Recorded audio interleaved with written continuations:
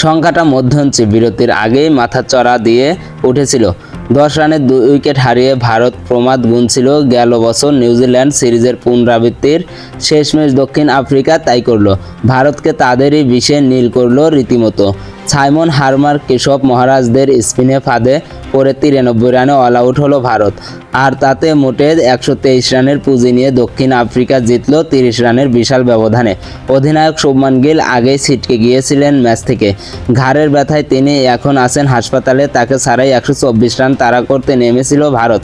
তবে শুরুটা ভালো হয়নি। 2 ওপেনার ফিরে গিয়েছিলেন দলীয় 2 রানে। মার্কো ইয়ানসেনের বাড়তি গতিতে পরাস্ত হন যশস্বী। পরের কাজটা সেরেছেন স্পিনাররা। সাইমন হার্মার নিয়েছেন 4 উইকেট, 2 উইকেট গেছে কেশব মহারাজের দখলে, আর 1টা উইকেট নিয়েছেন এইডেন মার্কার। স্পিন উৎসবের শুরুটা হয়েছিল ধ্রুব জুরেলের বিদায় দিয়ে।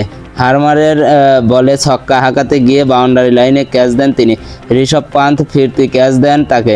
রবীন্দ্র জাদেজা একটা চেষ্টা করেছিলেন, তবে হার্মার শিকার হয়ে বিদায় নেন তিনিও।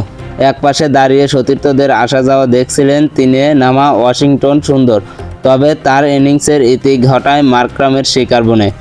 উইকেটে পড়ে যাচ্ছে দেখে প্রতি আক্রমণ করতে চেয়েছিলেন অক্ষর প্যাটেল। কেশব মহারাজের বলে 2 ছক্কা আর 1 চার মেরে বসেছিলেন। তবে সেই ওভারেই তিনি বিদায় নেন টিম্বা বাবুমার হাতে ক্যাচ দিয়ে। পরের বলে মোহাম্মদ সিরাজ ক্যাচ দেন স্লিপে, আর তাতেই দক্ষিণ আফ্রিকার জয় নিশ্চিত হয়ে যায়। এর আগে প্রথম ইনিংসে দক্ষিণ আফ্রিকা তুলেছিল মোটে 159 রান। জাসপ্রীত বুমরা নিয়েছিলেন 5 উইকেট। জবাবে ভারত লিড নিতে পারে মোটে 30 রানের। দক্ষিণ আফ্রিকা দ্বিতীয় ইনিংসে 153 রান তুললে ভারতের সামনে 124 রানের লক্ষ্য দাঁড়ায়।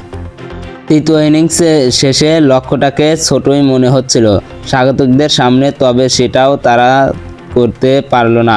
93 রানে অল আউট হয়ে তারা ম্যাচটা হারল 30 রানে। এর ফলে দেশের মাটিতে শেষ 4 টেস্টে হারের তেতো স্বাদ নিতে হলো ভারতকে।